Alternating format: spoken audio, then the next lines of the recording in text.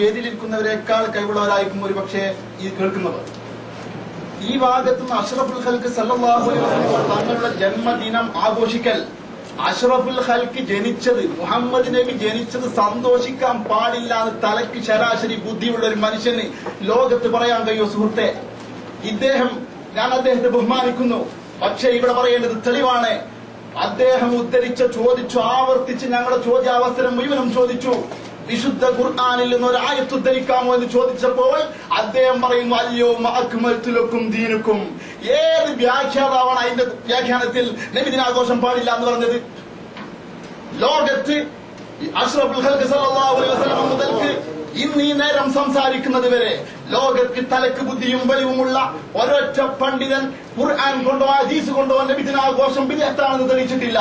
തെളിയിക്കാൻ ഈ അവസരത്തിൽ എനിക്ക് കഴിഞ്ഞിട്ടില്ലെങ്കിൽ ഈ വെല്ലുവിളി വീണ്ടും തുടരുന്നു ഡിസിയുടേത്. ഏതെങ്കിലും കാലത്ത് ലോകത്ത് സർവ്വഭൂലോക പണ്ഡിതന്മാരെയും ഒരുമിച്ച് കൂട്ടിക്കൊണ്ട് അഷ്റഫുൽ ഖൽഖ് സല്ലല്ലാഹു അലൈഹി വസല്ലം ജന്മദിനാഘോഷം കേവലം ഒരു ബിദ്അത്താണെന്ന് തെളിയിക്കാൻ പറ്റിയാളായി പിറന്നൊരു പണ്ഡിതൻ ഈ ഭൂമിയിലുണ്ടെങ്കിൽ ഏതു നേരം അദ്ദേഹത്തോട് സംവദിക്കാൻ ഞങ്ങൾ തയ്യാറാണ്. ഇവിടെ ഇമാം ഖസ്തല്ലാനി ലോകം അംഗീകരിച്ച പണ്ഡിതനാണ്. ഇമാം ബുഖാരിക്ക് വ്യാഖ്യാനം എഴുതിയ അദ്ദേഹമാണ്. അദ്ദേഹം പറഞ്ഞ ഈ ഭാരത്തിന് ഒരക്ഷരം അദ്ദേഹം ഗണ്ണിച്ചില്ല.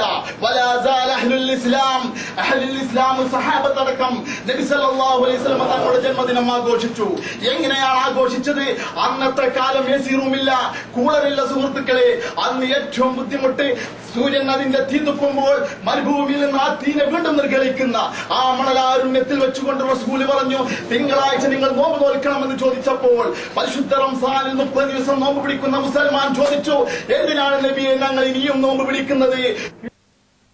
എന്നെ പ്രസവിക്കപ്പെട്ട ദിനം, എന്നെ പ്രസവിച്ച ദിനം എന്റെ ജന്മദിനമാണെന്ന് ഒന്നാമത്തെ കാരണമായത് പറഞ്ഞാൽ ആഘോഷിക്കണമെന്ന് ഖുർആൻ വ്യക്തമായി പറഞ്ഞിട്ടും നബി സല്ലല്ലാഹു അലൈഹി വസല്ലം സഹാബത്ത് ഇബ്നു അബ്ബാസ് മുതൽക്ക് ആയിഷ റളിയല്ലാഹു അൻഹ മുതൽക്ക് ലക്ഷക്കണക്കിന് സഹാബത്ത് മുഴുവനും നബിദിനം ആഘോഷിച്ചു. എങ്ങനെ ആഘോഷിച്ചത്? മുഴുവനും നോമ്പ് പിടിച്ചുകൊണ്ട്. മാത്രമല്ല ഇസ്ലാമിന്റെ അന്നത്തെ മക്കയിലുള്ള മുഴുവൻ സഹാബികളും ചെയ്തത് റസൂലുള്ളാഹി സ്വല്ലല്ലാഹു അലൈഹി വസല്ലം തങ്ങളെ പ്രസവിച്ച ജന്മദിനം സന്ദർശിക്കാറുണ്ടായിരുന്നു. അത് അന്നത്തെ രൂപമാണ്. സുന്നി വോയിസിൽ പറഞ്ഞത് നബിദിനം 3-ാം നൂറ്റാണ്ടിന് ശേഷം ഉണ്ടായതെന്നല്ല, മലയാളമെങ്കിലും ശരിക്കും വായിക്കേണ്ടിയിരുന്നു. ഈ രൂപത്തിൽ കാണുന്ന രൂപം, ഇന്ന് കാണുന്ന രൂപം 3-ാം നൂറ്റാണ്ടിന് ശേഷമാണ് ഉണ്ടായത്. അള്ളാഹുവിന്റെ റസൂലിന്റെ കാലത്ത് ഞാൻ വെല്ലുവിളിക്കുന്ന മറുഭാഗത്തെ പരിശുദ്ധ ഖുർആൻ ഇന്ന് കാണുന്ന രൂപത്തിൽ റസൂലുള്ളാഹിന്റെ കാലത്തില്ല. അതിന്റെ ചട്ടകളും അതിന്റെ പ്രിന്റുകളും എല്ലാം പുതിയതായിരുന്നു. പക്ഷേ ഖുർആൻ അന്നേ ഉണ്ട്. എന്നതുപോലെ നബിദിനാഘോഷം സഹാബത്ത് മുഴുവനും ചെയ്തിരുന്നു. ഇന്ന് കാണുന്ന ഒരു വേദിയിൽ നിന്ന് ഒരു ഹദീസ് ഉദ്ധരിച്ച് അതിനുശേഷം ഭക്ഷണം വിതരണം ചെയ്യുന്ന ഈ മോഡേൺ മാർഗം അന്ന് ആ കാലത്തില്ലെങ്കിൽ അതായിരുന്നു പുതിയത്. പുതിയതുണ്ടാക്കാൻ പാടുണ്ടോ? അഷ്റഫുൽ ഖൽഖ് സല്ലല്ലാഹു പറയുന്നു, മൻ സന്ന ഫിൽ ഇസ്ലാമി സന്നതൻ ഹസനതൻ. ആരെങ്കിലും ഈ ദീനിൽ ഒരു പുതുതായ സമ്പ്രദായം ഉണ്ടാക്കിയാൽ, എങ്ങനത്തെ സമ്പ്രദായം? അത് ദീനിൽപ്പെട്ട കാര്യമായിരിക്കണം.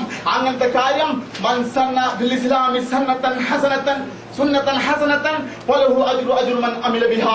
ഈ ഹദീസ് വ്യാഖ്യാനിച്ചുകൊണ്ട് ലോക പ്രശസ്ത പണ്ഡിതൻ ഇമാം നഹ്വി റഹ്മത്തുള്ളാഹി തങ്ങൾ പറയുന്നു, ഖുർആനോ ഹദീസോ എതിരല്ലാത്ത ഏത് പുതിയ കാര്യവും, ഖുർആനിന്റെയും സുന്നത്തിന്റെയും അടിസ്ഥാനമായി അംഗീകരിക്കപ്പെട്ട ഏത് കാര്യവും അത് പുതിയ രൂപത്തിലും ഭാവത്തിലും ഉണ്ടാക്കാമെന്ന് ലോകത്ത് ഒരു കുട്ടിയും വിമർശിക്കാത്ത മഹാനായ ഇമാം നബി പറഞ്ഞപ്പോൾ അദ്ദേഹത്തിന് ഗണ്ണിച്ചില്ല. മാത്രമല്ല ഒരൊറ്റ ഖുർആൻ ആയത്തോട് ഉദ്ധരിച്ചോ? പോകട്ടെ, ഖുർആൻ ഉദ്ധരിക്കാൻ കഴിവില്ലെങ്കിൽ ഒരു ഹദീസ് ഉദ്ധരിച്ചോ? റബീഉൽ അവ്വൽ 12 ആഘോഷിക്കാൻ പാടില്ല. പോകട്ടെ, ഏറ്റവും ചുരുങ്ങിയത് വാദപ്രതിവാദത്തിന് വെല്ലുവിളിക്കുമ്പോൾ ഈ കാണുന്ന ജനങ്ങൾ മുന്നിൽ തന്റെ മാനം രക്ഷിക്കാൻ തന്നെയെങ്കിലും ഒരു ഇബാറത്ത് ഉദ്ധരിച്ചുകൊണ്ട് ഇന്ന ആള് പറഞ്ഞു എന്ന് ഉദ്ധരിക്കാൻ ഈ സദസ്സിന്റെ മുന്നിൽ കഴിവില്ലെങ്കിൽ ഞാൻ പറയുന്ന സത്യമല്ലേ? ഈ വീഡിയോ ക്യാമറ നിങ്ങൾ കണ്ടു നോക്കൂ സുഹൃത്തുക്കളെ. ഫാക്കിയാനി പറഞ്ഞു, ലോകത്ത് ഫാക്കിയാനി അല്ലാത്തൊരു പണ്ഡിതൻ പറഞ്ഞിട്ടില്ല. ഫാക്കിയാനി എന്താ പറഞ്ഞത്? എനിക്കറിയില്ല. ഇപ്പൊ ലോകത്തിലുള്ള എല്ലാ വിഷയങ്ങളും എനിക്കറിയും. ഞാൻ സുന്നത്തിലും ജമാഅത്തിലും കണ്ടിട്ട് ഖുർആനിലും സുന്നത്തിലും കണ്ടില്ല എന്ന് അദ്ദേഹം പറഞ്ഞത്. അതിന്റെ വായടപ്പൻ മറുപടി ഇമാം സുയൂത്തി കൊടുത്തു. അദ്ദേഹം കണ്ടില്ലെങ്കിൽ അദ്ദേഹം കണ്ട പണ്ഡിതന്മാരുണ്ടാകും. ഇതിനൊന്നും മറുപടി പറയാതെ ഈ സംവാദം ലോകത്ത് അഷ്റഫുൽ ഖൽഖ് സല്ലല്ലാഹു അലൈഹി വസല്ലം ഈ നബിദിനം ബിദ്അത്താണെന്നൊരു ഈമാനുള്ള മനുഷ്യനെ എങ്ങനെ പറയാൻ സാധിക്കും? സുഹൃത്തുക്കളെ, കുട്ടികളില്ലാത്ത ഒരു കുട്ടിയെ കിട്ടിയാൽ അന്നത്തെ സന്തോഷം എത്രയാണ്? നമ്മൾക്ക് ജോലി ഇല്ലാത്ത ഒരാൾക്ക് ജോലി കിട്ടിയാൽ എത്രയാണ് സന്തോഷം? അന്ധകാരത്തിലും അനാചാരത്തിലും മുങ്ങിയ ഈ സമൂഹത്ത് ലോകത്തിന്റെ വെളിച്ചത്തിന്റെ പ്രകാശമായ അഷ്റഫുൽ ഖൽഖ് സല്ലല്ലാഹു അലൈഹി വസല്ലം ചെയ്തത് സന്തോഷിക്കാൻ പാടില്ല എന്ന്, ആഘോഷിക്കാൻ പാടില്ല എന്ന വിവരക്കേടുവാദം ലോകത്ത് മുമ്പേടും കേട്ടിട്ടില്ല. ഇത് ഞങ്ങളുടെ പ്രസിദ്ധീകരണമല്ല, സമസ്ത കേരള ജംഇയ്യത്തുൽ ഉലമയുടേതല്ല, മറിച്ച് ഈ വിഭാഗം വാദിക്കുന്ന മുജാഹിദ് പ്രസ്ഥാനം മുമ്പ് എഴുതിയ പ്രസ്ഥാനമാണ്. ആരാണത്? ഇ.കെ. കുഞ്ഞുകുട്ടി മൗലവി എഴുതിയതാണ്. താരിഖ് മൗലൂദ് വഹുക്മുഹു, മൗലൂദിന്റെ ചരിത്രവും അതിന്റെ വിധിയും. റബീഉൽ അവൽ മാസം ആരംഭം മുതൽ റസൂലുള്ളാഹി സ്വല്ലല്ലാഹു അലൈഹി വസല്ലമയുടെ മൗലീദ് കൊണ്ടാടൽ എന്ന സമ്പ്രദായം മശ്രിഖ് മുതൽ മഗ്രിബ് വരെ നടന്നു വരുന്ന ഒന്നാണല്ലോ. പറയുന്നത് കാന്തപുരമോ അല്ലെങ്കിൽ കേരളത്തിലെ സുന്നി പണ്ഡിതന്മാരോ അല്ല, സാക്ഷാൽ മുജാഹിദ് മൗലവി.